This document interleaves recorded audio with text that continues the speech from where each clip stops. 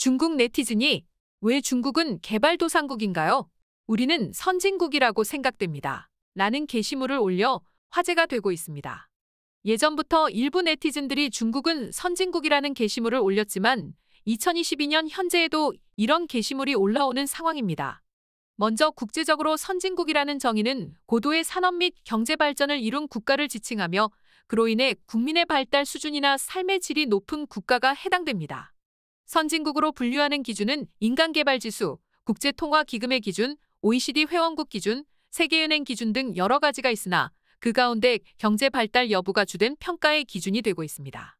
국제연합개발계획에서는 매년 인간개발지수를 조사해 발표하는데 이는 각국의 실질 국민소득, 교육수준, 문맹률, 평균 수명 등의 여러 가지 인간의 삶과 관련된 지표를 조사해 각국의 인간 발전 정도와 선진화 정도를 평가한 지수입니다. 현재는 인간개발지수가 0.9 이상으로 분류된 국가를 선진국으로 보고 있습니다. 중국은 2020년 기준 인간개발지수가 0.761이며 85위에 머물고 있습니다. 국제통화기금에서도 선진국을 지역별로 40개 국가로 분류하고 있는데요. 여기에도 중국은 역시 빠져 있습니다. OECD는 가입 기준이 일정 이상의 정치, 경제적 선진화를 요구하고 회원국 중 대부분이 선진국에 해당하기 때문에 OECD 회원국을 선진국이라고 보는 경향이 있습니다. 끝으로 세계은행은 1인당 GDP 2만 달러 이상의 국가를 선진국으로 정의하였는데요. IMF 통계에 따르면 2020년 1인당 GDP 2만 달러 이상 국가는 43개 국가로 집계되었습니다. 중국은 1만 달러를 조금 상회하는 수준으로 63위에 그쳤습니다. 경제 규모로는 세계 2위 경제대국이지만 1인당 기준으로는 여전히 낮은 순위입니다. 만약 향후 12년 동안 연간 GDP 평균 성장률이 4%이고 인플레이션율이 2%라고 가정하면 중국은 2031년 1인당 GDP 2만 달러를 달성하게 됩니다. 이렇게 보면 약 10년 뒤 고소득 국가의 기준을 달성하게 되는데요. 과연 숫자대로 경제가 성장할지는 두고 볼 일입니다. 그럼 지금부터 중국이 선진국이라는 게시물의 답변을 보겠습니다. 1인당 GDP는 선진국에 뒤처져 여전히 개발도상국이다. 우리는 개발도상국이라고 주장하지만 외국은 우리를 선진국이라고 생각해. 한국 1인당 국민소득은 선진국이라는 이름답게 상당히 높은 편인데 사실 물가가 터무니없이 비싸고 대부분의 생활 수준이 개발도상국보다 못해. 소득 수준을 봐. 개발도상국이겠지? 지난 몇 년 동안 WTO에 가입한 영국, 미국 및 기타 국가는 중국이 선진국이라고 말했어. 선진국은 더 많은 관세, 더 많은 유엔 부담금, 재난 발생 시 더 많은 의무를 부담해야 해. 1인당 GDP가 10,000 달러인 선진국이 어디야? 잘 모르겠지만 어차피 전 세계에 영향력이 큰 나라면 선진국이 되지 않을까? 우리가 왜 선진국이어야 해? 미래의 국가가 부흥하더라도 개발도상국이 더 좋아. 선진국의 장점은 뭐야? 좋은 건 없고 의무만 있는데 유럽과 미국은 개발도상국이 되기를 원하고 중국을 선진국으로 만들고 싶어 한다고. 한국 같은 나라만이 체면을 살리고 싶어 하지. 이렇게 자칭 선진국이라는 나라에서 또 우리의 문화를 도둑질하는 모습이 포착되었는데요. 온라인 동영상 서비스인 디즈니 플러스에서 서비스 중인 중국 드라마 진수기가 대장금 표절 의혹과 동북공정 논란을 일으키고 있습니다. 디즈니 플러스를 통해 전 세계에 방영되고 있지만 우리나라만 시청할 수 없는 상황인데요.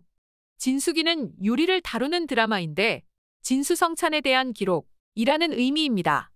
평민 출신인 여주인공이 세계 최고의 요리사가 되고 싶어서 황궁에 들어가 여러 시련을 겪은 뒤 뛰어난 요리 솜씨로 태자의 사랑을 받는데 성공하고 태자와 사랑에 빠진다는 내용입니다. 누가 보더라도 대장금을 떠올릴 만한 이야기인데요. 문제는 줄거리뿐만 아니라 출연자들의 의상과 음식이 문제가 되었습니다.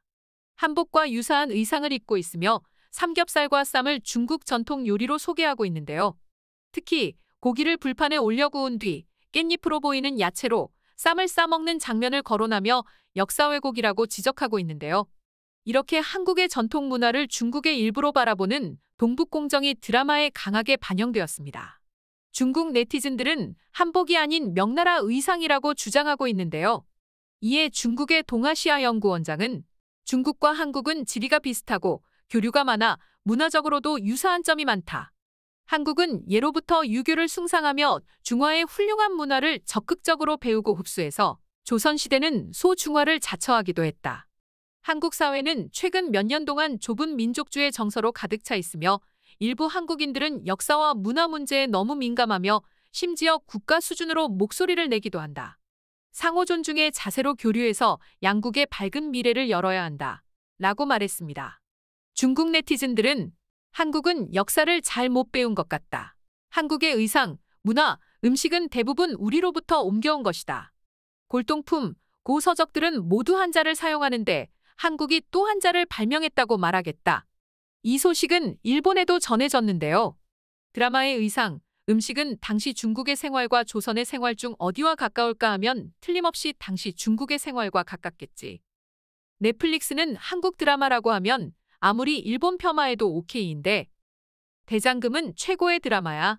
베끼는 것은 어쩔 수 없지. 대장금보다 재미있는 드라마는 본 적이 없다. 도둑의 부하가 두목에게 불평을 하고 있네. 선진국을 베끼는 것은 나쁘지만 후진국 한국 문화를 베끼다니. 중국의 역사에도 드라마 소재가 얼마든지 많아. 인정하기 싫지만 한국을 따라잡을 수 없다. 이렇게 한국에게 문화 지배를 받는 일본에서도 반응이 뜨거웠습니다. 일본 네티즌들도 한국의 드라마는 인정하고 있나 보네요. 진숙이 소식이 한국에 전해지면서 국내 네티즌들도 부정적인 반응이 이어졌는데요. 디즈니 플러스, 한국에서 퇴출 운동해야 할 듯.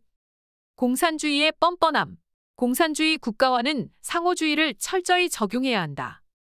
중국은 덩치만 컸지 한국의 문화 속국이다. 원래 뭐든지 잘 베끼고 도용하는 데 뛰어나다. 이번 사건을 한국의 대장금과 면밀히 비교 대조하는 동영상을 만들어 전 세계에 배포되어 중국인들을 창피하게 만들어야 된다. 관련 내용으로 시끄러워지자 디즈니 플러스에서 현재 온라인 커뮤니티 및 기사에 포함된 삼겹살 장면은 디즈니 플러스에서 제공하는 컨텐츠가 아니다. 라고 공식 답변이 나온 상태입니다.